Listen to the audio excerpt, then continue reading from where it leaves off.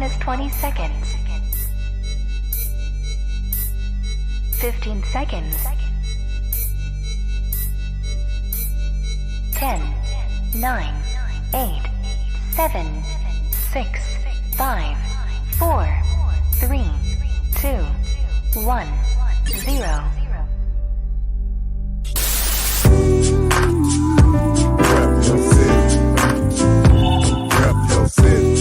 Okay. Rep your city. Let me see the mic. Rep your city. Give me the mic. Rep your city. I got you. Rep your city. I'm gonna tell you not mine. Rep your city. It's time for us to go live, so rep your city. I really would appreciate if y'all roll with me. Feeling this music cause it makes me wanna step. And if you don't want it to, then you lying to yourself. Cause every time we party, we gon' have fun. I don't know about you, but I'ma rep where I'm from. Rep your city. Okay. Rep your city. Let me see the mic. Rep your city. Give me the mic. Rep your city.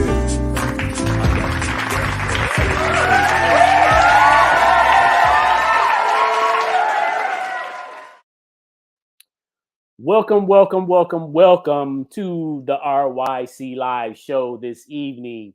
My name is Artistic, and I'm your host for tonight. And this is Rep Your City RYC Live Fresh Fridays. Yes, and we do this each and every Friday night at 8 p.m., broadcasting live right here in Chicago, and we circle around the globe.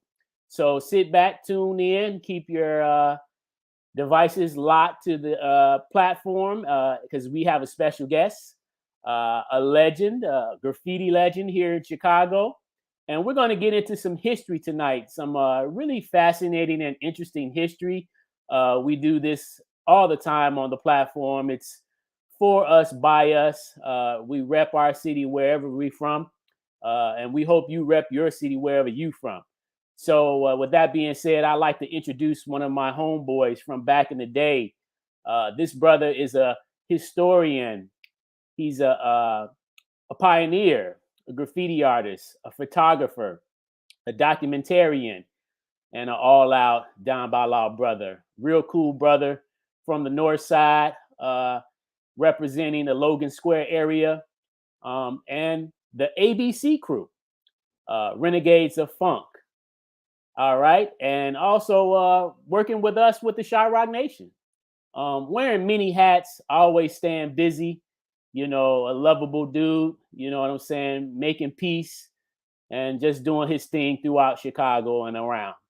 So without further ado, let's bring him on out. My brother, the man, Mr. Flash. Yeah. Hello, everyone. How you doing, my brother? Artistic? Good. How's everything? Doing good here. A little bit of rain today, but we're still here. Yes, sir. Well, welcome to the show, man. Thank you very much for having me. Yes, sir. Thank you for taking the time out and giving the viewers something to learn about tonight. Okay. Yeah. So I was born in Humboldt Park in 1967, and then my parents got burned out, and we moved to Logan Square in 1972, where I grew up on Schubert and Whipple, and on that same block was B-Boy B across the street.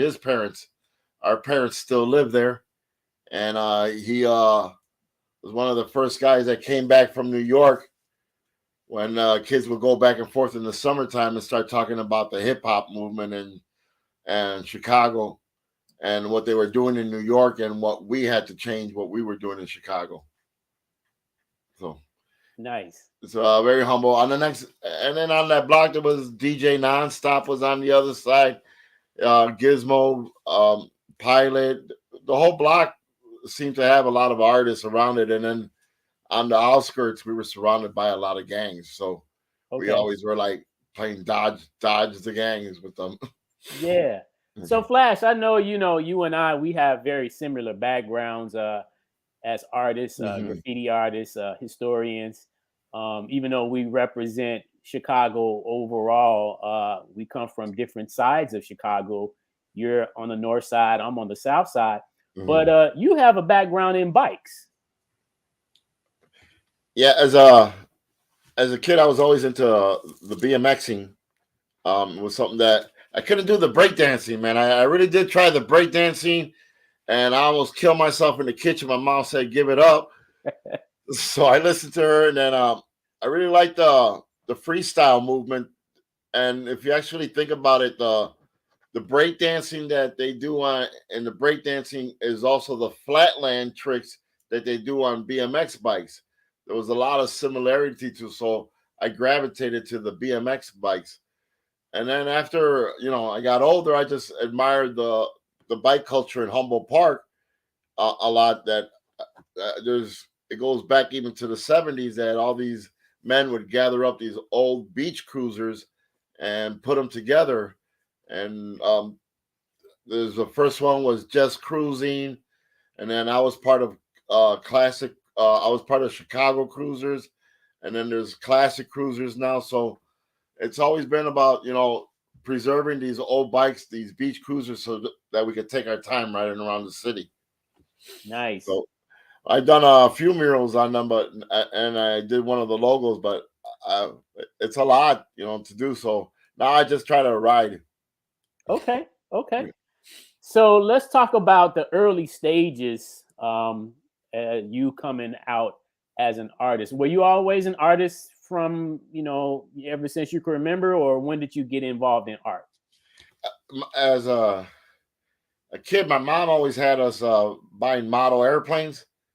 So I always painted my model airplanes crazy. Like I brought the Blue Thunder and painted it yellow. We're always messing. My parents were very artistic. My mom was a photographer. I always remember the big photo albums with the big families, pictures of the weddings and everything in Humboldt Park. And I watched myself grow up. So I think it comes from her. She's the artistic one in the family. She used to even work for Barbie Mattel, making Barbie clothes. So I got to give props to my mom. She's always been the one.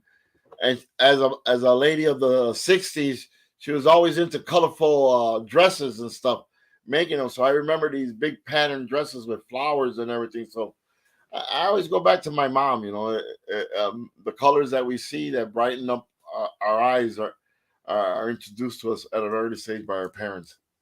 Nice. Now, were you always in the Logan Square area, even as a kid? Yeah, like I said, we moved in 1972, and I was born on Rockwell and Potomac, and with all the violence that happened there, we got burned out one night. We just showed up from a wedding, and the building was on fire. So my mom moved over to Whipple and Schubert, and everybody thinks it was Hispanic, but on my block I had German to the left, Polish to the right, Filipino in the front, B-boy's Mexican, even though everybody thinks he's Puerto Rican. So Logan Square was very diverse at the time, a little bit more than Humboldt Park, where Humboldt Park was very Latino. So I got to experience both. Gotcha. So you guys have a legendary crew. Your crew is a very legendary crew when it comes to Chicago history in the hip hop communities. And so can you help the viewers to understand how this whole thing came to be? Well, we just happened to be at the right place at the right time. There was another crew before us called Creative Team Artists, CTA, and that was Nick Sasai, AC 1400, and they're 3 to 4 years older than us. And when they came to Chicago, they didn't let nobody in from Chicago in their crew. They were all kids from New York, and they said you could only. So that gave us envy. But us being in Logan Square by the Eagle, we also had the Mega Mall and that opportunity to be one of the first crews to paint up on the rooftops. And that's kind of when it kicked in. But I say the first years, our first pieces between 1982 and 84, there's a lot of dedications to the gangs. And we did a lot of rest in peace. I'll show in a little slideshow that I have for everybody later. But our most of our pieces in at the first stages was because somebody passed away. What happened and why I mentioned creative team artists is that they came one day to Logan Square and painted on the Mega Mall. And as artistic knows, the Mega Mall is where the blue line comes down. So every kid wanted to paint on the Mega Mall. When in the 80s, you came to Logan Square, you try to tag up on the Mega Mall or on the thing. So they came and they painted a bunch of hip hop pieces, but they painted over the gangs. And then the gangs came back to us and said, since you guys are hip hop, you can't paint in Logan Square no more. Sure enough, a couple of days later, a kid passes away, and they come back to B-Boy, and then B-Boy is the one that decides for us to go up on the Mega Mall. And that's the first rooftop piece that when I documented, I saw everybody's head turn, even the passengers. And from there on in, we stopped doing the pieces on the streets, and we just kept going to the roofs, one after the other, all the way from Logan Square, all the way to Division and Ashland, as many rooftops as we could. Wow. Mm. Wow. The crew starts out like every crew, like a neighborhood kid. There's Angel Perez. He went to New York in between 73 and 75. He says he met Scene, and so he brought back that name, and he was tagging it everywhere with chalk on the sidewalk. Everywhere on the sidewalk. And then Berto came back, and then Berto said, hey, me and you got to put a crew together. So that's Angel and Berto crew. And then they adopted this other guy. He's the first guy that's not from Logan Square, is Chris. And he lived over there on Noble and Augusta. And he's kind of the one that at first would come in to Logan Square on the train by hitting the pods to get in. There's like those metal fences on the floor. Mm-hmm. He would jump on them and just jump on them. And the next thing you know, it would spring up and he'd go downstairs. They didn't have locks those days. The door is still there on Division and Augusta and Milwaukee. It's a spring platform that you go down. But he's the one that started making us go into the tunnels and see, explore. The first few years we didn't even tag. We just surprised we got down there, as kids. So it developed over time. Nice. So how would you define your neighborhood? I mean, you mentioned gangs, and a lot of times people that's not from Chicago, they know for without a doubt that Chicago definitely has gang activity. So how was your neighborhood like when it came to the gang? Gang infested is only and in the slideshow I show later, but like I said, every corner that we can name off, SS, Schubert and Spalding, that was always. Diversey and Kedzie was Stylers. Go 2 blocks over, it was Latin Disciples at Avondale. Go to Brantana with Spanish Floors, Fullerton is Lovers. And it's what happens to Chicago after the 20s. The gang influence after the Roaring 20s is there, that every kid knows that he has to go guard a corner. And that's the culture of Chicago, to go guard a corner. Wow. Yeah. That's a powerful statement. And that happened all throughout Chicago. The north side, the south side, the west side, the east side. It really kind of encapsulated Chicago in general. And I've heard some people say, as a matter of fact, I had a conversation with Slang, and we had some other conversations with other writers where it seems like graffiti writers in Chicago had very similarities to gangs, in terms of activity. We cannot say that, like I said, the activity, we were doing the pieces for them. I can name every one of our members that started out, which gang mural they did, and that's part of the culture. Like you said, it's part of the culture. But what happens in the 80s is a barrier breaker, because for the first time, I think, even as you could say, if you look at a map of Chicago and you put where they got those crime cameras, that's a hood spot. Remember that? Yeah. No matter what, everybody was dealing, and that's why those cameras are there, because that's where the hood. So you go look at it. It was crazy. Everybody was out in the streets dealing, doing what they were doing, and there was no internet or no telephone to communicate. It was the beeper and however they did it. But Chicago had its own, and that's why it's very segregated. And if you weren't from that side of town, they knew it. You knew it when you went from one side of town to the other. And that's what graffiti did to us, is that we started to look all like the same.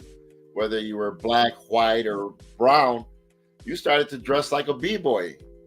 And the gang was like, well, he's not wearing colors and stuff. So yeah, they started to understand that we weren't part of that culture. Also, we started to separate. Yes. Now, what grammar school did you go to, Flash? Lorenzo Brentano. Okay. Right off of the Kennedy on Diversey in California. Okay. And then my first years, I went to Steinmetz for my high school, and then they had the race riots where the homecoming queen was the first African American, and then it came out in the news, and my mom was like, "Nah, you go back to Schurz." I went to Schurz for, and then that's where I started tagging a lot in Schurz. That I got kicked out by 6 months being in there. Wow. Now, can you talk a little bit about the breakdown, because it seems like high school is a very pivotal moment for a lot of graffiti writers. Some of us have history that may have started in grammar school, but definitely high school. It seems like majority of us, it's like our peak when we were in high school. Talk about your experience in that regard. And I think that's what a lot of us from the 80s got to experience, is that development in high school of friendship. I mean, you talk to Trickster and anybody from Lane Tech and B-Boy B, and there's that camaraderie that is built up in the grammar school because they're coming from all parts of the city to meet up. And then they start doing the hip hop that you understand that you're doing something different. You understand that you're part of something different, even though you're in school. I knew that I was a tagger because when I was asked to fight for the gangs, I had to say, no, I'm not part of that. And that's when I was, he's a neutron. Remember that? They used to call you neutron. Yeah. So I had to say, it came to a point because I went to both high schools. Like you said, I went to Steinmetz and I knew people, and I went to Logan and I knew folks. And there was a point there at Milwaukee and Pulaski where they all got together and they said, Flash, what you be about? I'm about neutron. And I had to step away, and that's when the streets, that is an understanding in the streets that they remember you for being that, and it happens quick in life because we're talking about something that happens when you're 15, 16, and it's carried on to the rest of your life, where some of my friends are not around because they chose the other life. Yeah, that's so interesting. Well, what we're going to do right now, we're going to take a quick commercial break. And then when we come back, we'll pick back up where we left off. Nice. You're watching the RYC Live Show. This is Rep Your City RYC Live Fresh Fridays with our special guest Flash from the ABC crew. And we'll be right back after these messages.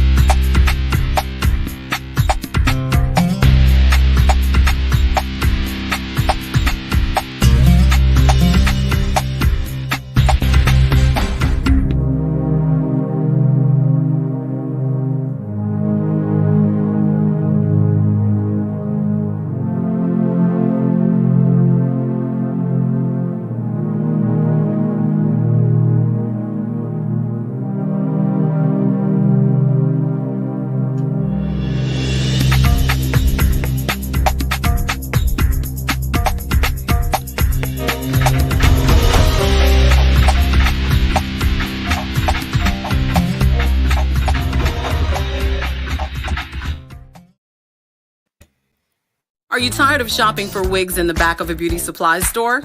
At Random Glam Wigs and Accessories, we give wig lovers the shopping experience they deserve. Personal attention in a chic boutique atmosphere. Fabulous wigs and unique accessories, all at affordable prices. Try on as many wigs as you like. Our friendly glam consultants will be happy to help you find the perfect look to fit your lifestyle. Be a glamazon and discover Random Glam Wigs and Accessories. We are conveniently located at 7207 South Exchange Avenue in the historic South Shore District. Shop where you're appreciated and get the personal attention you deserve. Visit us online at randomglam.com. Random Glam Wigs and Accessories, 7207 South Exchange Avenue.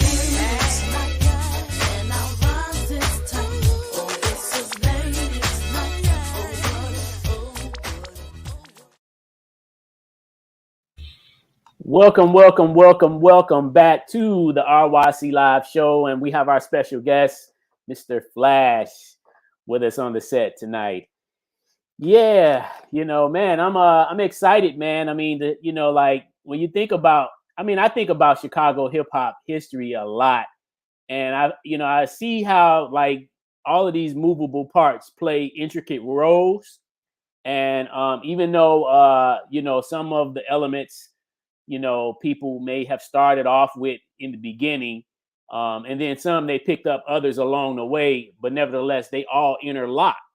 I think Chicago is unique when it comes to that.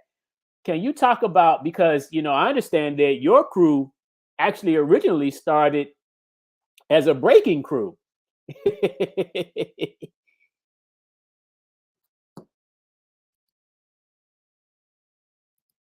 I'm sorry.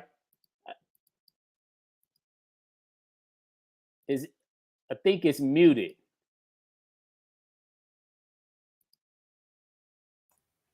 There we go. You hear me now? There we go. Okay, my apologies to that. Uh-huh. So I wasn't around for a lot of the breakdancing because, like I said, I was into the freestyle. Uh-huh. But I remember in the early days of the Eagle, when we would meet up at the Eagle, because we would have a lot of sketch sessions there. That B-Boy B in the early parts were him and Tony and these other guys. They were always breakdancing and battling other guys. And I don't follow that history too much because I was an all-star. I was into the all-star dancers. If people don't know, there was also the culitos and imported taste. So I was gravitated more into the to those guys. But as a person that watched the history, when we would go to Janelle's, you would see what we call the dance pits. And in one area was the freestyle movement, and in the other areas was the b-boys and the breakdancing. And so, like you said, Chicago's so integrated that everybody would show up to this place. It was a ballroom, and all these kids, and we're talking between 13 and 18 because it was a juice bar, and everybody was doing their own hip-hop, freestyle, and dance movement. But in the end, they would have these big performances where the culitos would battle the all-stars and imported taste, and they would integrate the breakdancers into these huge performances. And there was like 300 or 400 people every night to see these events. And it's a good period to watch. It's the beginning of everything, and everybody's doing everything, and it's all mashed up. And I think it comes from everybody being in different neighborhoods, bringing all that culture out of their neighborhoods for the first time and bringing it together. Because I remember going to the Da Vinci Manor, and the way they danced there was nothing like the way they were dancing at Janelle's. It was a different high energy movement, and I got to see a lot of that. So, like I said, Chicago's very integrated, lots of layers, and very integrated with what was going on. So you mentioned you were into the all-star dance. What was that like, Flash? Can you describe what that So the all-star dance performers was a group by Gringo, and his brother had the All-Star Production Company, which supplied sound systems to Da Vinci Manor, the Continental Room, to DJs. You know, they were like a sound system that would provide. So a young Gringo took the brother's name and made a dance group. And I danced a couple of times, but the high performances I could not do. These people were doing these high energy, long performances, and they rose all the way to the Pan American Festival to perform. There was always these battles and performances that they go on to perform. He goes on to perform for Pampanella, which is a crew from Central America, and he goes on and does a world tour. And he has a book out. It's called Dance Fever. It's on Amazon. I've sent it to you. So I just say that it's kind of like a little bit of that era, because there was so many people doing so many things. It's hard to document. It's really hard to document it all. Okay, we got my homeboy checking in from Florida, brother Dub C's. He says salute to you from Dub C's, aka Double C. So he's an old school MC from Chicago from back in the days, checking in just to say what's up to you. Thank you, sir. Thank you for checking in. Yep. I got everybody's down in Florida from Humboldt Park and kissing me. Shouts out to Tough Crew. Gilbert, he's out there. Word. We got another old school graffiti writer checking in. He says, greetings to the hip hop world. KSTJP, the jungle posse. That's right. Yeah. Jungle posse. Nice. K-Son. Yeah. What's up, my brother? Yeah. Word up. Yeah. So, I think, like you say, all depending on what club you were going to, obviously be different areas of the city and obviously different type of dance styles, but I think it's still really good though when you talk about it, because everybody come from their communities, and and even if you didn't go to that particular neighborhood or club, you knew somebody that did, and you were able to get the reports to come back to you. Because we would go to Uptown to the Rainbow, and the Rainbow was huge. It was a roller rink, and they would convert it, and that's where we met a lot of people from the whole city, and it was to me, it was even bigger every time you went up into Uptown, and just the mass of people that were doing hip hop more. You would feel the vibe and the difference of going into Uptown. Yeah. I never got to go to Steps, and then I find out now, Steps was where I was supposed to go. And we were walking around in circles over there by the Rainbow looking, Yeah. Let's talk about your name. Obviously, there's a journey with some of us in terms of kind of coming up with a name to kind of identify us as artists and what we do. How does your story go with Flash? My name came from Scene, Angel Perez. When I graduated 8th grade, you know how you got that school sale, the School Mart and School Plaza. You go down there, and I picked up a Vivitar camera, 35 millimeter. And we were running around on bikes and everything, and I would always have that camera. And then one day he just came out and says, "You're gonna tag Flash, and you're gonna document this movement that we're doing, and everybody's gonna remember this because you're gonna take the pictures." Wow! And that stuck in my head. I was like, "Wow, you're 14, 15, and you're given this assignment, or and it was kind of funny because we would take the pictures, and then we would never develop them and give them to Christina's Mom 767. So eventually, you go away, and sure enough, a couple of years I contacted her, and she had a lot of the files, and we were glad that she had a lot of the photos, and I had some of the photos. So between me and her, we were able to put together a pretty good amount of 35 millimeter of photography of what we were doing, because I even documented, like I said, creative team artists that when I came back, I showed them, and some of them didn't have. They were like, "Wow, you even have that." So there was so much going on that, yeah, I remember photos I've lost now. So that's the hard part, you know. Yeah, yeah. Okay, Flash. Well, let's talk a little bit about your individual style as an artist. You went by the name, and you still go by the name of Flash. But actually, that name kind of served more than one purpose. So let's talk a little bit about your art. Like how you kind of developed as an artist from back then up until today. Like what was your how would you define what your style was like back in the days when you kind of started and got into it? I was mostly block letters. Okay. I Okay. go back to block letters, and I was more of the bomber, Okay. and I do want to admit that a couple of the pieces I did, you'll see on artisticbombingcrew.com.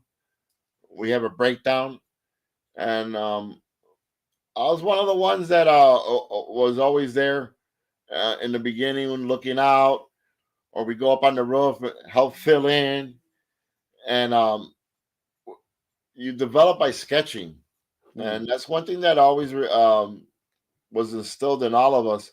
That I see to this day when I go places, that you see guys sketching, and seeing was always a student or a teacher of making a sketch, and to this day, as an engineer, that has paid off for me because I am an engineer who has to sketch sometimes real quick and throw it together and do it. But even as an engineer, I like to put my art together to make it look like a graffiti artist did it. So I got one of the pieces I did this year that I've been working on, Oh, nice. and so I cut out foam. It's recycled art, but this is the fifth wheel of the Schwinn old school crank. Yes. Obviously, I can't do it because they're very expensive, so I cut them out in foam. But to me, each heart, to me, one day will represent a mural where I represent the South Side, Logan Square, North Side, the Bean. We'll figure it out one day and put the guys together, and we'll get that mural together. But if you Nice. see, it also has graffiti arrows in it. You got the spray paint cap. There's the gear. So I always say, as an engineer, my art has to look like a graffiti artist did it. This looks like a graffiti artist did it, And I have different ones that are splashed for different seasons because in Chicago, man, we pedal all seasons. And you get, no matter what, if you pedal in Chicago, rains, summer, you're going to get splashed. So that's what the splashing effect is. So this is Nice. where my art's been going. Okay. Okay. Right? All right. How about show us some of your letter styles from what you did? Anything from back in the day up until today? You have If you anything? see that canvas back there, that's some old letter styles that I did back in the day that I'm trying to put on a canvas Nice. and been working. But if we want to go into a share folder, we'll show some stuff if you want, and we could better explain. Yep. Let's do that. We're going to take a look at Flash's some of his actual work. He's going to show us right now because everybody obviously starts off at different levels, and we develop at different levels, and we form into different levels. So it's interesting just to see what Chicago's patterns of development really looks like. All right, so I can go ahead and share the screen. Okay, hold on, let me get in here. Okay. Can you see it? Not yet. Okay, here we go. Let me remove some of this text out the way. My bad. There's a slideshow. We tried this earlier. It was easier. Our apologies. See, we did try earlier. Okay. So these are my art pieces. Okay. Where's the preview? And like I said, I did this. Nice. This is a can. These are my stuff that I've shown in galleries. I like to show my photography. This Yes. is a piece from 2003 when we first came out. Cinder Nice. block. Like I said, I love block style. I was able to get into a video game with these letters, Crackdown 2. I still haven't found it. I'm not that good in video games, but I have the video game. Nice. I document a lot of Humboldt Park and the car and the culture there and try to show it. So my photography does expand into some. Here's the King of Cans that I showed Nice. earlier. This is 1985. Okay. It's a hobby piece. And as I say, I try to show all my pieces that it looks like a graffiti artist did it. This is Chicago stop, Chris's scene. It goes to slang. Nice. These are Nice. current canvas. Wow. I always try to put the bikes in there. Yeah. This I is see. a display at the Lip Center, the hairpin for Life in Process. I try. One of the things I do, and we'll explain the wall later, is the graffiti wall that I have. I take pieces and I insert them into canvases and pieces like this so that people can have pieces of the wall. Wow, that's nice. There's my model airplane. See, got to come back with them. Yeah, That's yeah. not a spray paint can. Right. That's nice. Collages. I always like to do collages. I think Mad Crew, Ralph Rizzo has this one. A peace sign I did for a friend. She drove around Humboldt Park with this. Wow. Splattering. These are wall pieces. There's another one with the fifth wheel again, canvas. Wow. Records. Oh, There's a ship. Instead wow. of cannons, it got caps instead. But pandemic art. I got Yeah, man, you got like it's like I'm visioning like a whole toy type of production here, you know, for kids. Oh yeah. And adults. There's my t-shirts. I T-shirts. got t-shirts. Friends. Tumbling, you know. They all got my t-shirts. Nice. Here's something that I recently did, and every time they throw away stuff at the wall, I grab it and I bring it home. And then I found this trunk and solidified it and started to put it together where I'll be showing it around. The first person to buy it, they got cameras, 8-tracks, everything in there, Adidas pins. So yeah, you make art with what you find. Yeah, found objects. Exactly. That's nice. See, there's reflectors. Yeah, I see the arrows in there too. Oh, gotta put the arrows into that, right? Arrows, that's what we're about. Try to carry that tradition. Yes. And this is who we are. I make a canvas and I splatter it across. You got my handprint. So it's Nice. a jean jacket. This jean jacket, Obi has it. He won it in the first graffiti battle that we did in Logan Square in 2010, and he went home with it. So very proud. He still has it to this day. Nice. Here's the family sporting when we did the jean jacket show. There's my little character that I'm starting to show again with the little camera that you've been seeing lately. Oh, that's nice. There he is again. The whole family supporting, right? Wow. Here's the logo I did.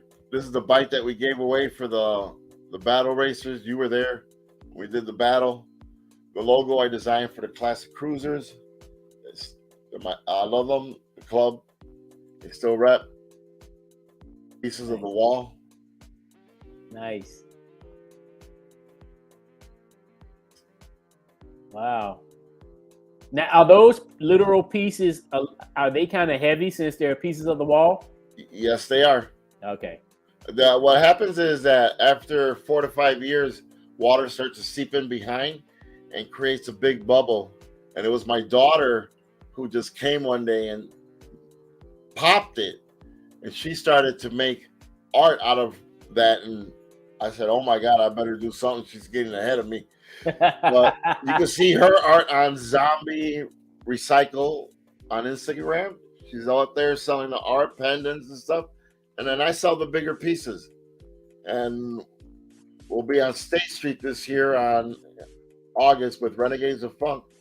So, doing the same thing again, selling these pieces.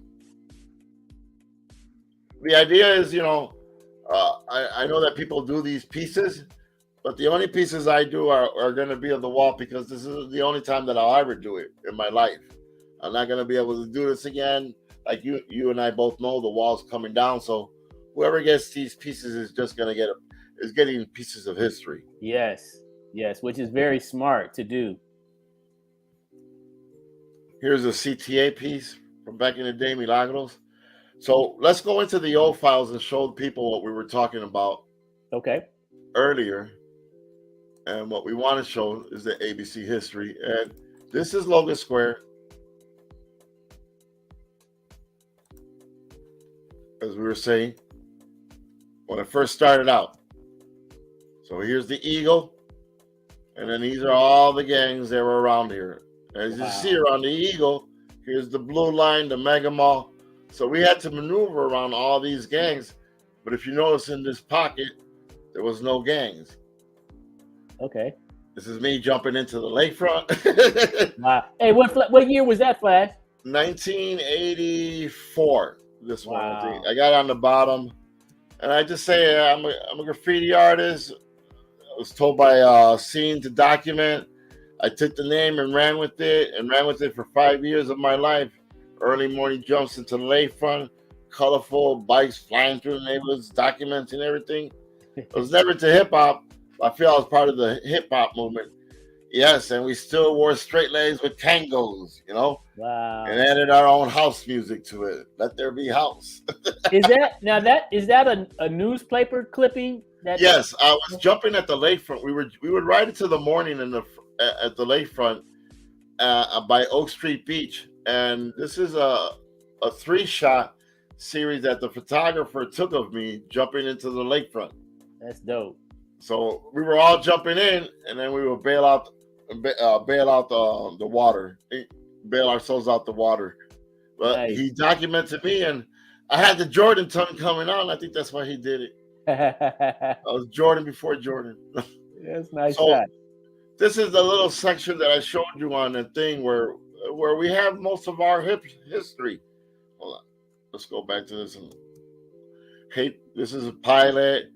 First Rooftop, rest in peace, Joey, the Mega Mall, the Hollander, where we did the Goofy, Logan Square, where I take my first pictures, DJ Nonstop, where he lived, first piece by Berto and Tony, rest in peace, Georgie. Scene's apartment is right here next to the Eagle, and this is where I had my first piece. Wow. So here, Tony and Berto, this is after we got hot. We came back, but Berto did this in like 1979 when he came back and got arrested for doing it. Because of us hanging out there for so long and saying what we were doing. This is an apartment that we were all in. Folks versus people, as you see, Spy versus Spy. This is like 1983. Okay. And I would sit there and tag back and forth comments to each other. This is the Georgie piece I talked to you about, where Georgie was put in a trunk, and we were paid to do this piece. This is on Diversey and Emmett by Diversey and Spalding. This is an apartment on Drummond. This is on 1984 on Emmett and Sawyer. And, this is what I call a learning process, because Scene would go and do the outline, and we would fill in and start adding stuff. And then when we get stupid, he'd come and clean it up for us. He's a very mature graffiti artist where, in a sense, if you look at his age, he's 4 to 5 years older than us. He comes to us already mature by the time that we start piecing or wanting to piece. Right. He lays it out like a teacher to us what to do. Okay. Here it is, a gag. This was a piece back behind the father and son pizza place. Here's the rest of the gag. And then with Chris, there was a garbage can character next to it. This is one of my first pictures of the Logan Square tunnel that's plugged up in 1984. Oh, wow. Somebody came and pieced, and I knew this was graffiti. This is, to me, the first full graffiti piece that I saw, too. It's so early. You know, if you see, this tunnel's covered up now. It's not allowed to pass, but it was a Logan Square. And I went running over there, and I documented all this. Wow. Here's the Tito. And they were New Yorkers. Breaker Ray can verify who they are. He's verified it. And we would always take up apartments and piece them up. This is DJ Nonstop. And Scene, we did our crib in there. And by the time we were done, Scene would get kicked out all the time. But there's Gizmo, a.k.a. DJ Nonstop. Nice. And see, this is the ones where we told you about earlier about when, if you look, this is the guys from the AC 1400, the CTA crew on the back of the Mega Mall, and they came and they pieced over the gangs. You see it? Yeah. And that brought us drama that made us go up to the rooftop. Yes. And this is the first one on the 606, Nick Sasa, doing Graffiti 84. Now it was called the Bloomingdale. It was just a big gang divider. Okay. Here's the Ray 104 on the Mega Mall with the West Side Walkers. Like I said, they came from New York with the New York attitude. And after he put numbers, everybody started tagging numbers behind their name. Oh, So everybody that, like you said, it was so tied into the schools that the Milwaukee bus, everybody from Schurz would see this passing by because there was no blocking, and everybody then at Schurz started putting up numbers. wow. This is Nick again, his crew. Here's the rest in peace Joey piece that we talked about earlier. Okay. And that's Oz for ABC. He worked at Janelle's as a security guard. So, like I said, we're all interacting with, running around with people. This is the Hollander. The first time the Hollander got popped, we did the Goofy piece up there. This is Chris. Hold on, wait. That's Chris ABC. Okay. He lives in Puerto Rico now. This is, of course, the Chicago piece by Trickster. I made sure to document the Michael J. Fox in the background, Teen Wolf. Oh, wow. Yeah, a little timestamp. So I had this picture for many years. There's Chris painting on, and that's what I said. As a crew, we all got to paint on that wall. Everybody put their little pieces on it, and everybody got to document their own. But here's the finished Logan Square about B-Boy B. Wow. And there we are, intoxicated with spray paint. Yeah, buddy. Well, you know what? How are you going to paint in the side of an apartment? Here's a RIP 66 on the Blue Line Damon Stop. That stayed up for many years. And that's what I'm saying. In those years, they stayed up. You remember the pieces? They stayed up for like... Yeah, they did. They did. Now, Rip, was he also in the crew? He came through Take Two. Okay. He was RIP 66 from UPS crew. Okay. But he ended up being ABC crew in the end, too. Okay. Yeah, we took him in. That was a nice piece. Nice. Here's the Berto. And like I said, as the name, I started to document everybody. I had this one. This is TMA crew.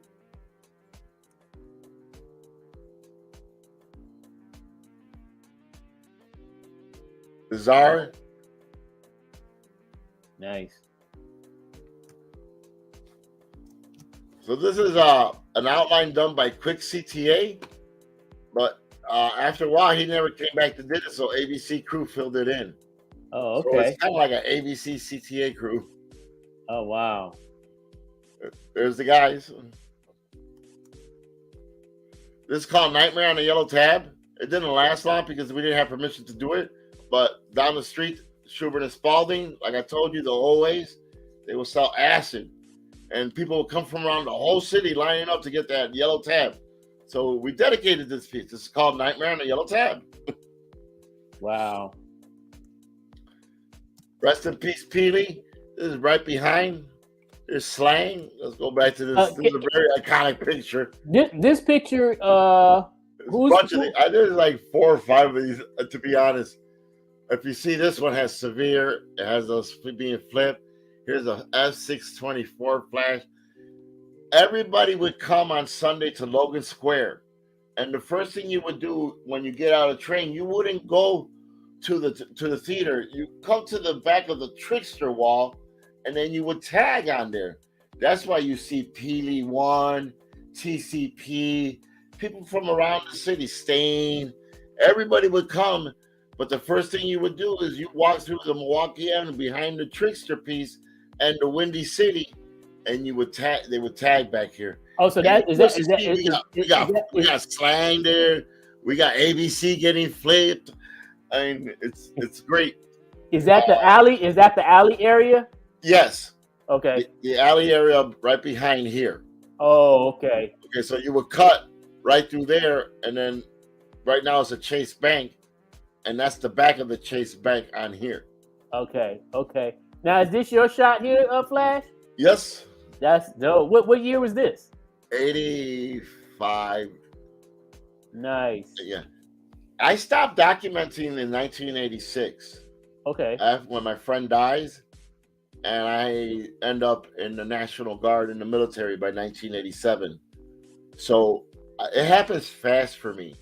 Yeah. It happens right, like you said, right out of school. You're running around. You're painting with your friends. But then tragedy starts, you know. Yeah. Scene got shot in the head. We lost another guy to the gang violence. And you felt like you couldn't shake it, you know. Yeah. So this is in the back of Rydell by Schurz. This is Take Two's first piece. Oh, wow. Yeah, Chicago Breakdown. That's his Chicago Breakdown crew. Yeah. So this is very early. Yes. The reason why it's shining is because Scorpio would shine the lights and I get out of the car and hit it with the camera. Okay. But it was a very heavily gang infested area that take the picture and run. Right. Same for this. Car shining. I got to get to Puerto Rico. So this is done by CTA crew. But yeah, you don't want to be in this neighborhood at night. Yeah. It's Nick Sasa on the 606. And here's the famous ABC UPS. Nice. The jean jacket by Scene. Nice. A lot of people don't know about, but this is our King of Cans piece that we did by Milwaukee and Ogden. We had both day characters, Scene and Take. One of our last pieces we did as a crew. Okay.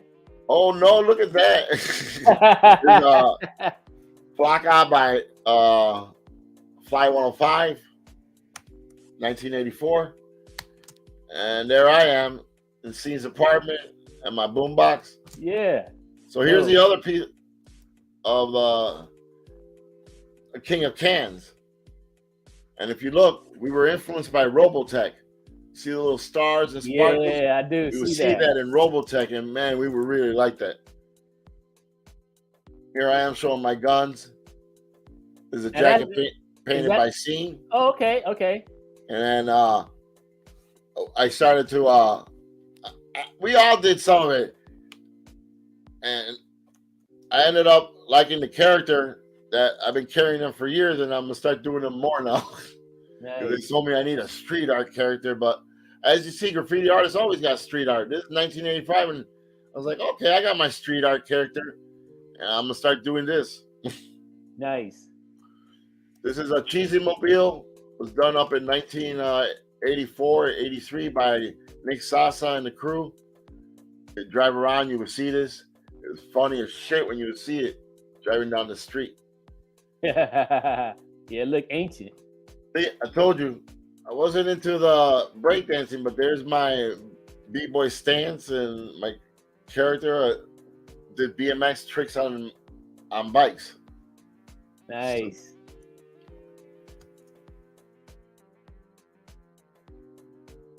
Graffiti rocks inside of Scene's house. Oh, here we go. Here's the full that a lot of people don't see. Oh, looks like we may have lost Brother Flash. Yeah. Well, technology, I tell you, sometimes, you get into it and things just happen. You're watching the RYC Live Show. This is Artistic, your host here tonight. And this is Fresh Fridays, which we do each and every Thursday night. Or I'm sorry, Friday night. We switch from Thursdays to Fridays to continue to highlight history here in Chicago and just hip hop history in general. I like to make a few announcements while I have it on my mind. For those of you who are familiar with Chicago hip hop and Chicago graffiti, right now there is a hip hop, well, it's actually a graffiti exhibit that's going on at a spot.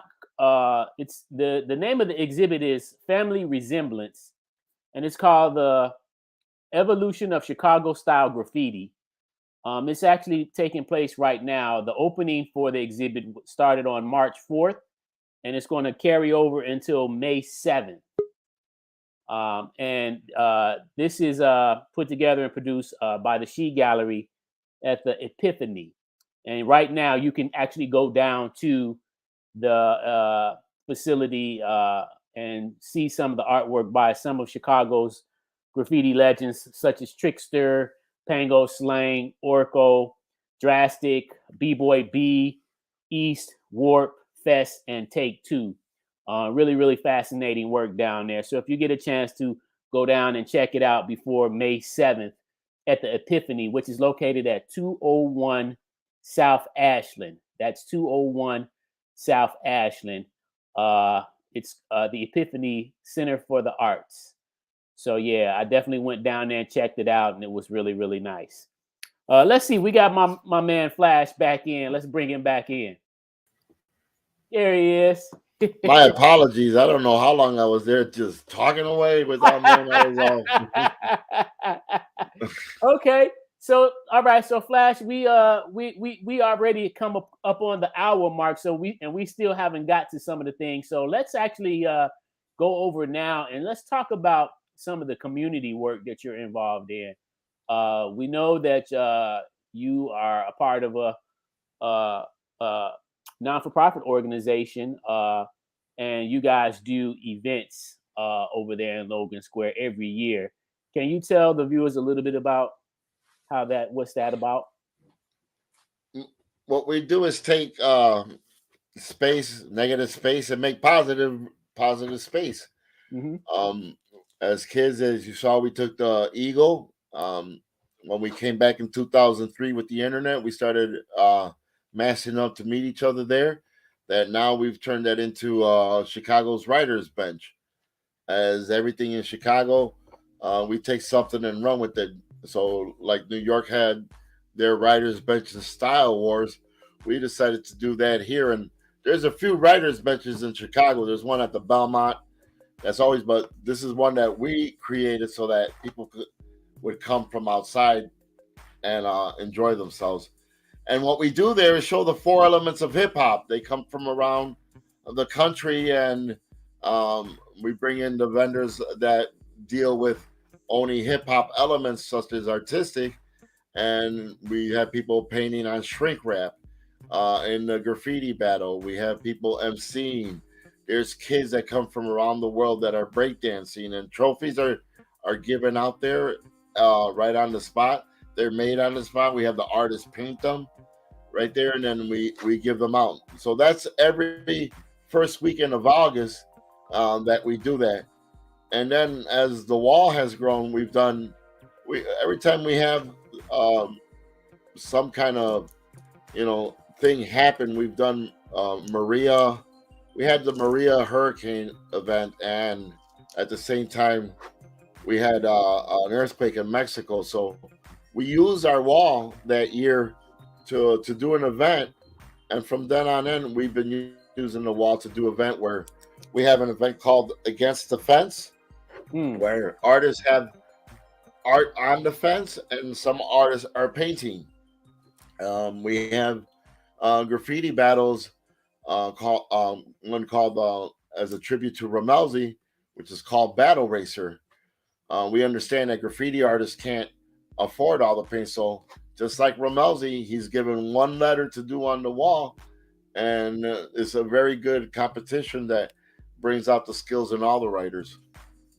Yeah. And last year, we finally started to do something that I wanted to do for a long time, which was a Graffiti and Gears tour, which is where we meet up at West Town Bike, because West Town Bike is a community place that they do art on bikes. These are the bikes that you sometimes see kids riding in the Puerto Rican parade or Bud Billiken, where they dress up bikes. So I support West Town Bikes, where we start the tour there and then pedal off through Humboldt, 606, to the wall, to the Congress Theater, and to places where we could show what we feel is the true history of Chicago graffiti. And all we want to talk about is showing the difference between street art and what we do, which is practitioners of graffiti letters. So do you guys actually, I haven't got a chance to participate in that actual tour yet, but I am going to try to make it my business to do it.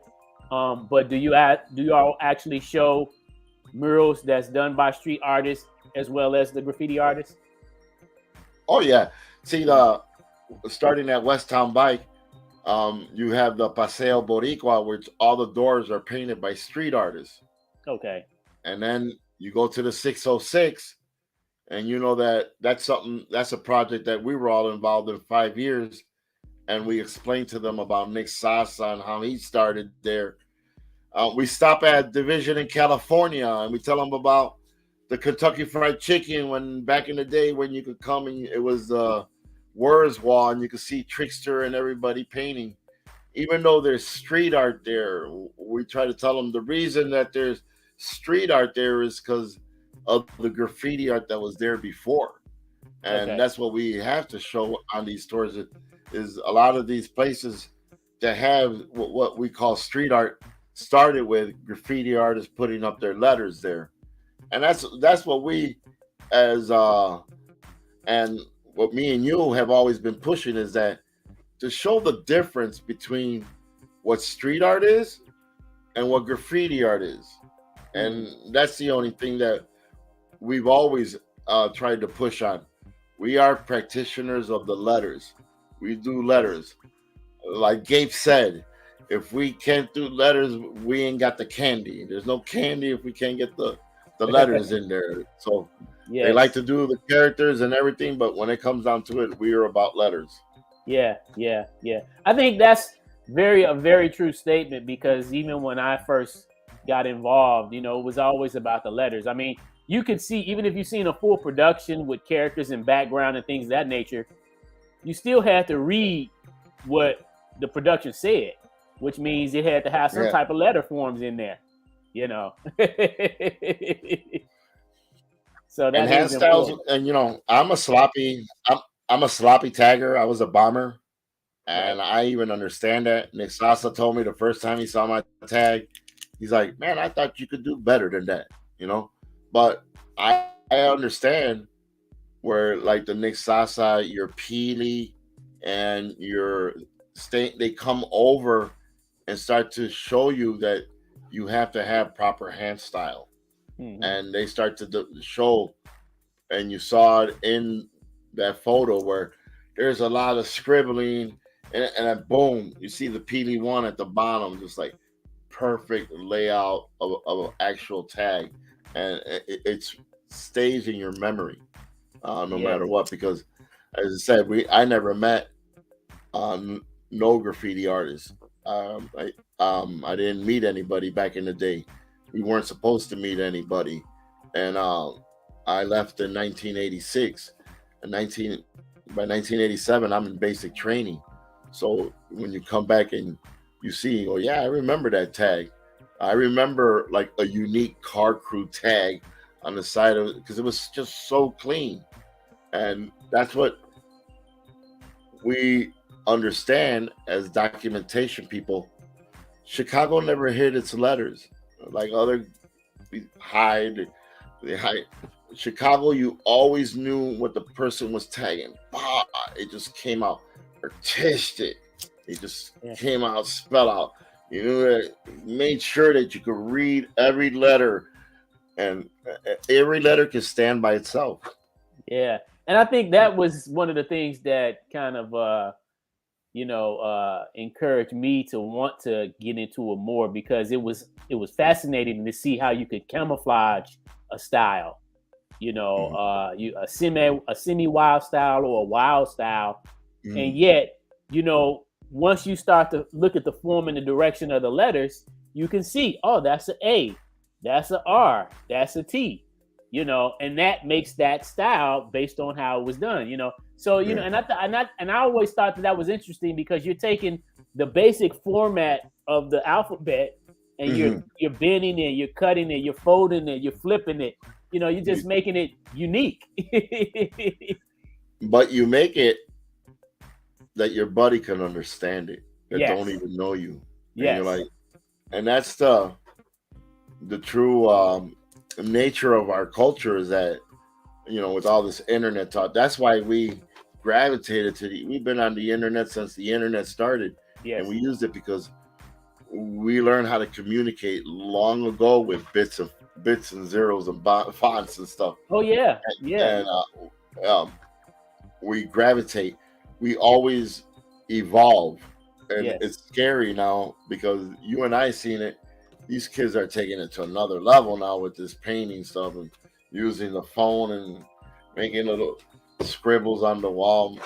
One of my best thing was, we were watching Cool Rich paint that Troy over Pengo, and him take Pengo's piece, and he starts doing that little drooling that they do, and then Pengo's just there, and his chest is getting bigger and bigger. Like, what the? And all of a sudden, the kid steps back, and about half an hour, he has Troy's face on there. He does that new thing where they do the overlay, and they do the little scribbling, and then they take a picture, step back, and overlay their images into the. And you're sitting there like, man, we're supposed to evolve. Yes, and that's exactly what's supposed to happen with us. And okay, you complain about the kid using the projector. So he came up with something new now. Yeah, exactly. And exactly. That's what we have to respect as the elders, to let these kids flourish, because they will take it to the next level. Yes. Yeah, I think it's.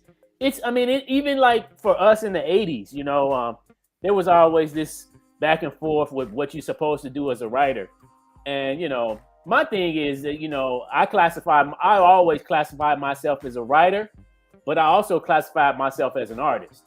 Yeah. And the way I looked at it is like, hey, you know what? I want to do what makes me feel good and what makes the viewers looking at my work feel good. And if they say I like that, then okay, I want to do that for you, and I want to do it for me as well. And I remember when some of us got into doing canvases, and it was like, oh, that's whack. Real writers don't do canvases. We don't go to no gallery shows. But it was a cool thing to be able to see the transition from us just doing it on paper or actually on the wall to actually putting it on something that people from the outside world could come in and say, oh, I like that, and possibly buy some of your artwork. You know what I'm saying? And then we also, a bunch of writers here in Chicago, we also got into doing it on clothes. So the airbrushing became very popular, So when we understand who we are, I think that's how we can progress. Yes. As graffiti artists, um, we don't belong in galleries. Mm-hmm. We go in there and we share our art and ideas. Mm-hmm. But when I see these stadiums and these big, like the Texas Stadium has the biggest art collection in there, that's where we belong, where we expand our art and throw it as big as we want, because we were never meant to paint small. Yeah. You can't. Yeah. You know it as I do. Yeah. We'll throw the paint there, we cut it down. But our real passion of the art comes when we're allowed to paint these viaducts and these places that are meant for us artists to paint in the first place. Yeah. We don't. I understand about the gallery, but we belong outside, painting big projects and throwing the paint and walking away after 2 days and saying we're not done. Yeah. Look, we got a comment that come in. Let's see. Let me post it up and see what he says. Oh, okay. All right. Says evaluation of the arts is great, but not when the newbies try to diss the OGs. That's Wally. This is an old school MC. Yeah. Thanks, Wally, for the comment. He's checking in. He's not even in Chicago, and he's checking in. And he understands. And he understands the. And that is the problem, because I feel, in a sense, us as artists, as the OGs, I don't have to open up anything. I've been opening up my files and everything because the story has to get out there. Mm-hmm. But the attitude that I'm not supposed to paint anymore, I'm not, I'm not supposed to do this, I'm too old. I've heard it all. I was reintroduced to the art at 35 and was called an old schooler, So the new schooler has to understand that we give them their spot, but we want our spot too. Yeah. And our spot comes at the top, and that's the way the game is. Okay. And Wally has another one, and then I got another comment just came in too. So this is Wally says, the only way to expand is through unity. Yep. And then my homeboy, Mr. RYC Live, checking in. Shout out to the team, RYC Live. He says, is the new generation of graffiti artists progressing? Is it similar to rap as far as the skills getting better, or is it being watered down? I can't do what they do. On some levels, we can say that as an art form, we were held back in Chicago because of the ban on spray paint. So when we see Europe and New York, I'm blown away. We were held back. So we need to let the artists progress. All artists, I feel, and that comes with what the other one was saying, is that we need more unity. Yeah. I think personally that graffiti has definitely progressed. I think it's always going to be some debate with some people saying, "Hey, it could be better" or whatever. But I think it has definitely progressed, because now, I mean, there's writers that's getting paid to do full scale commission walls like Static. You know what I'm saying? And making a living off of it. So, and I see nothing wrong with that whatsoever. Some people don't like it. Some people say, real graffiti artists keep it real and we do it illegally. Well, that's your opinion. I'm going to do what I'm going to do that's making me feel good. And if somebody's willing to pay me for it, then by all means, I'm going to service them. We always have to remember that just like everything, we have layers. Mm-hmm. And people can go into their layers and succumb to that. And I understand, because as a documentation person, you only see people that do freights. Yeah. Because they only can get to the freights. Right. You only see people that can get into the yards nowadays because they're the ones that have been doing it for years, that they have access. Yes. And you don't see those guys at permission walls. Right. You know, Right. and that's what people have to understand. That there's different layers, and there's always going to be different layers when you're doing an art form that has such a wide span form. Yeah. It's on record albums, flyers, like I said, media, is video games. You can go get into video games if you want to, and just do that, and nobody ever know that you're making $1 million. Yeah. You know. Yeah. And yeah. that's what we have to understand. Yeah. You can do with this what you want. I left it in 1987, and I went to school and I became a mechanical engineer, and that's how I provide for my family. I came back in 2003 and saw community and said, hey, I can do some more for my community. This is not the first nonprofit that I've been involved. I was involved with Cooperative Image Group, in which we did art, and then we also developed those community gardens that you see in Humboldt Park that are there to this day. You know, the neighbors come out and do their vegetation work. There's stuff that we do that we give to the community that I don't expect to get anything back, because I'm here to support my family and I'm doing that. And the little bit that I can give to the community is a plus that may save one kid from stopping, you know, a bullet over here. Yeah, yeah. I appreciate you, Flash, man. Our homeboy Trickster checking in. Yes. He says, Flash is also one of the great historians. Salute. Yeah. I love there's no history unless you talk about Trickster, right? And that's the man right there about Chicago history. And he comes to us at a young age. We're talking about the 80s and the gang-infested neighborhood. And then imagine Trickster's coming from the west side, Chicago and Augusta area, Chicago and Central Park, all the way to Logan Square. And in those days, it does feel like the Warriors. Remember the movie The Warriors? Yes, sir. Yes, sir. Running, and there's one gang, you know you're on that gang. So for Trickster to come all the way over there to a gang-infested Puerto Rican neighborhood, and then he already came as a b-boy. You know, he started right away with scene and take, and you start seeing them sketching. No, I'm gonna start. You knew that they were brewing all the time something, and it shows just by their work. And I always tell people, I'm a fan of graffiti, and I got to see some of the best develop their skills, like you Take Two, Scene, and Trickster, and then watch them develop and go up the lines. And then I got to go out on Sunday with my sister and document everything.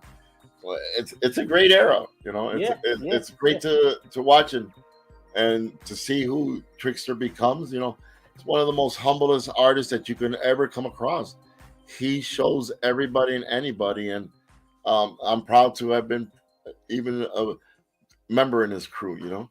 Yeah. Shout out to brother Trickster. You know, it's really an honor to have people like him and others in our presence to represent our city, because again, I mean, we have a lot of great artists in Chicago, and that's really the whole purpose of why we do this show, to help people to understand how we rep our city. Because, you know, some people that don't live in Chicago really have no clue as to how Chicago operates and what Chicago history really even looks like. But the goal here is to kind of showcase that and let people express themselves on a wide range, so that they can, you know, if they're not in Chicago, they can kind of get a glimpse of what Chicago really is, you know. And I do think that as a graffiti writer, I always felt, and I still feel this today, I always felt that graffiti really gave us the opportunity to explore, you know. Yes. and like you said, you know, we were, even at young ages, you know, it was almost unheard of to come out of your neighborhood and go way on the north side. You know what I'm saying? You know, I felt like I was going to a whole nother country coming from the south side to the north side. Right? I felt the same way. I felt the same way. You're on the train and you're going past these bridges and viaducts, and you're like, man, I don't know nothing. If I get dropped off here, I don't know where to go. But we had I think the one thing that I like to say is the Super Transfer Sunday is something that is key for every kid because I grab that Super Transfer Sunday and I go everywhere. I go to downtown, watch a movie, and jump back on the line. Go to the, like you said, it was like a free ticket to go everywhere. Yes. And you used it from Saturday night at 12 o'clock all the way to Sunday night. And it's all crumbly. Please take it. I got to go home. Yeah. But it's a fabulous era because all I remember is I didn't have to go through any viaducts. And if you remember, every time you went through a viaduct in the street, you're like, all right, this is a chance where I can get shot. Yeah. Because of the random shooting, they're always shooting through viaducts. If people don't know, Chicago has the most viaducts because when you start the trains or the transportation, it's like a hand. It all starts at DuSable Point and boom, stretches out. So there's viaducts that separate every neighborhood by race, color, creed, gang. Every time you pass a viaduct, and now we're painting those viaducts. We're taking that barrier down, even to this day, where you see more and more of the cities letting go, and you see the south side is getting more paint, north side is getting ridiculous amount of paint, and we're breaking those barriers down of these viaducts that have been around for that will never go away. Yeah. We got a couple more comments coming in, Flash. Let's see here. Wally says, anybody who had the privilege to see the artist's work in the 80s is lucky because it was art from the heart. You're right. And then Mr. RYC Live says, although we know what graffiti is when we see it, are they trying to give graffiti a different name, or is it still recognized as graffiti?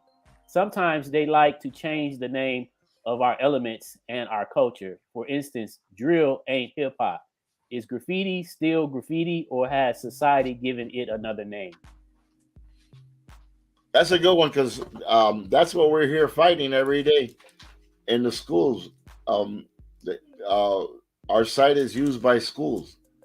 Chicago Graffiti Forums, we went in there and interviewed ourselves, and that forum got shut down. And in a sense, we are maintaining what we've always said. Graffiti is about the evolution of the letters, and it's evolution of the tag. Yes. Start by tagging it on a dumpster. From there, you take it and you give it its 3D. You take it to the sketchbook. For the sketchbook, you take it to the rooftop. You do an outline first, and you come back. The outline's okay. Then you start doing a full piece with its full elements of its artistic value. So graffiti has evolved. Yes. And that's what we try to show it. The other name they want to give it is street art. And I fight that every day by saying street art exists. It's always existed. It's a sticker, it's a billboard, it's a sign, it's something done illegally. Whether it's letters or not, street art, whether it's a piece of wood, somebody decides, you see them, they put the wood. That's street art. Street art is done by everybody and anybody. Graffiti is done by graffiti artists. Commission murals is done by commission mural artists. Graffiti artists can go in there and become a commission mural artist and still go up and get up. Yeah. There are no rules. There's never been rules. We set the rules. If there are rules, it's only what we have followed in the past. Yes. Yeah. Yeah, that's interesting. I think, I know that there was some debate over the years with even using the term graffiti. Like, for example, FaZe, the legendary graffiti writer from New York, really didn't like using that term graffiti, quote unquote, because, the early writers from the late 60s and 70s always classified themselves as writers. And, they hated that word. Some of them did anyway. But at the end of the day, it's kind of like, it's almost like if you're a young man, you can say you're a young man, but you also can be classified as a young boy. Nevertheless, it's pretty much the same. You know what I'm saying? Yeah. So, I think you're still gonna show up to juvenile court.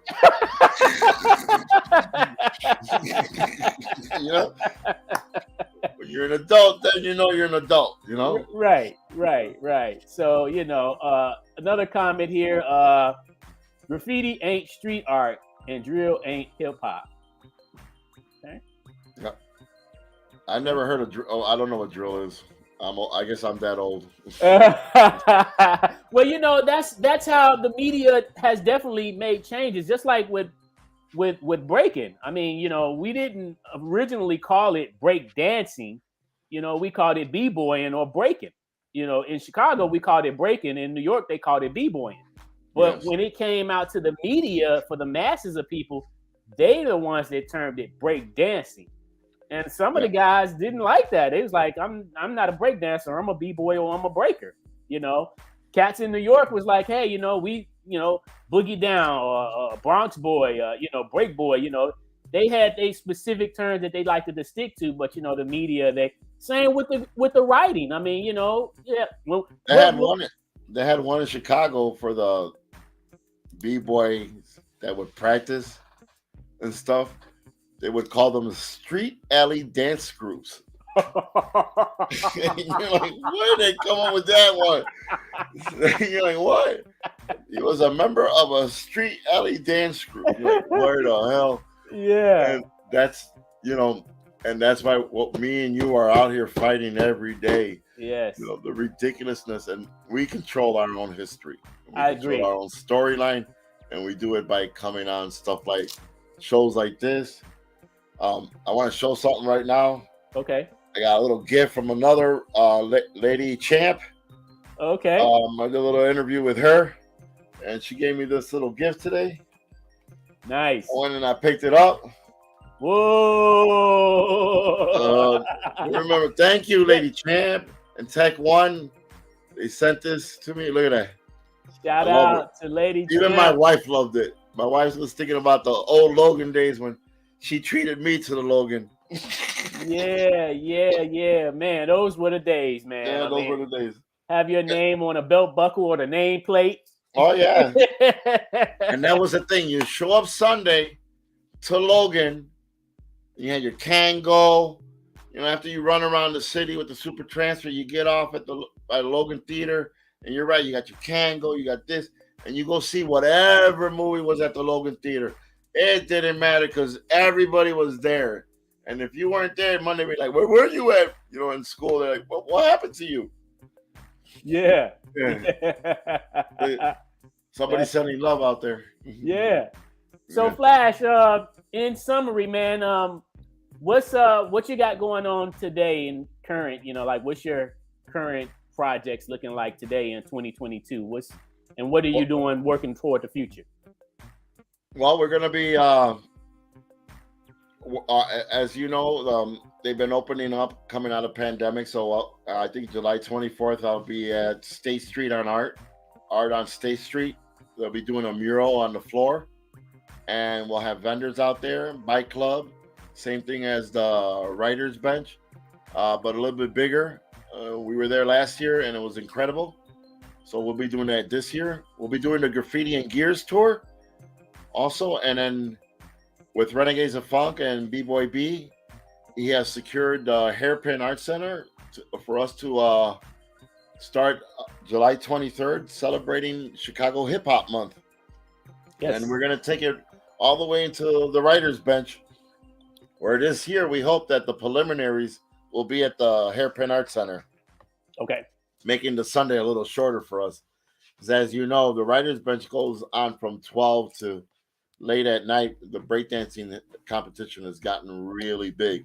Yes. So we want to hopefully work in shortening that up for everybody and everybody to come in and finally see who the winner is. Yes. Well, I want to say this while the viewers are here, Flash. I just want to say I appreciate all of your personal hard work, along with the crew and you guys' organization, because you guys continue to keep the wheels turning just like the gears on a bike. You know, I mean, you're constantly moving and doing multiple projects, you know, and it's a lot of community work. I mean, a lot of community work for, older people as well as younger people. I never thought I'd be in a lot of Zoom meetings. Zoom meetings is incredible.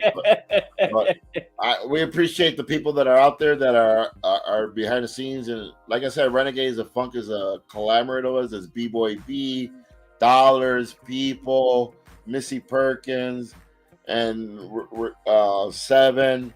And you yourself, you've been to our meetings. You see that we bring in the Shy Rock Nation. We want to bring in, because we know, like the man said earlier, in hip hop, it's all about unity. Yes. And when we bring unity together, each one of us individual grows as an artist.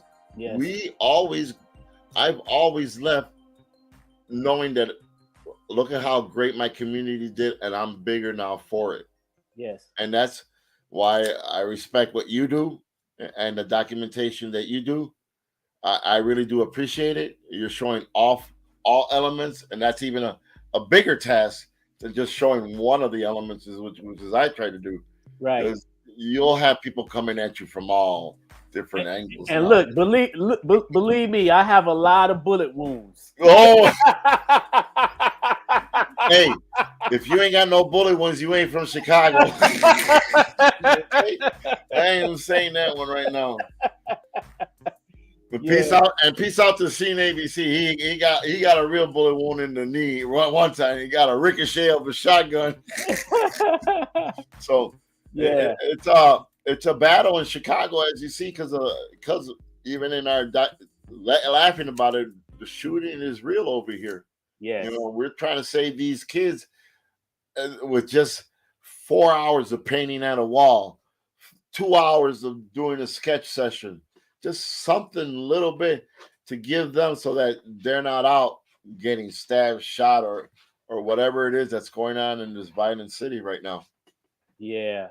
Well, despite all the violence that Chicago may have, you know, ongoingly, I think people like you and myself and others, we try to, like you say, you know, plug in the positive side of things. Yeah. And we do a lot of community work and creative things in regard to our culture, hip hop. And, you know, and hip hop, in my opinion, it brings cultures together. You know, It doesn't matter what color your skin is, we come together. And that's one thing that always amazed me as a writer back in the 80s, because I had friends at an early age that was outside of my own race just because of graffiti. If you look at the artisticbombingcrew.com site, the first picture that you see is a bunch of Trickster, me, Scene B. We're all different nationalities. We're not all the same nationalities. We just all like to paint, and there was something about that neighborhood and getting to Logan Square, and then boom, just going out throughout the whole city and painting. It was a really great era to see the love that I got coming back in 2003. Because as I said, I left in 1987, and to come back in 2003 and walk into a community and get to do the things that I've done, it's a real honor. That's what's up. And there's more to come. So we ain't stopping. Yeah. So Flash, how can people connect with you online? You can find me on Instagram at Flash_ABC. I use Barry Allen on Facebook. I still believe that we shouldn't have our government name out there. Okay. And flashabc@gmail.com is another way. Okay. But mostly on the Instagram. Instagram's been a good communicator right now with the artists. I love seeing what we're seeing on there, and all the artists posting their work and their timelines and stuff like that. I really enjoy seeing. Now we're seeing the real evolution of graffiti. That's what's up. And my concluding comment I would like to say to all you writers out there, for those that want to take it to a professional level, and this is nothing new. It's been one of those things where even in the 80s we were trying to do this. But get yourselves, a portfolio. Get yourselves a business card. Get yourselves a resume. Here's a picture right here of my man Flash.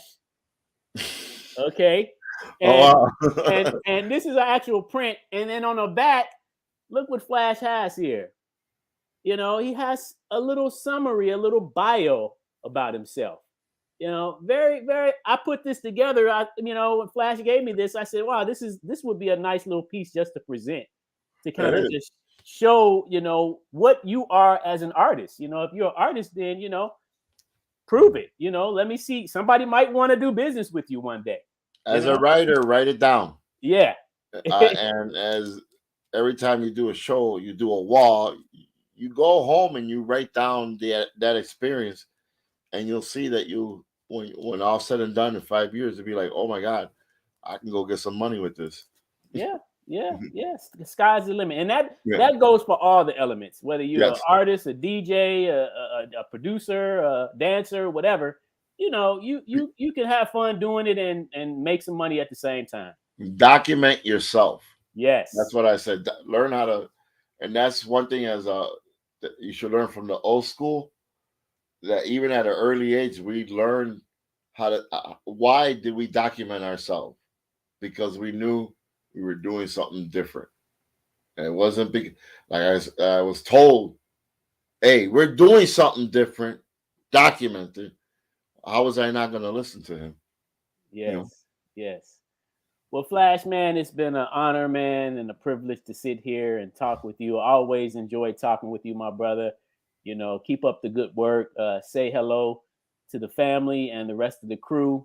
And, we'll definitely hope to talk and chop it up sooner than later. I'm looking forward to this summer's activities, Battle for the Eagle.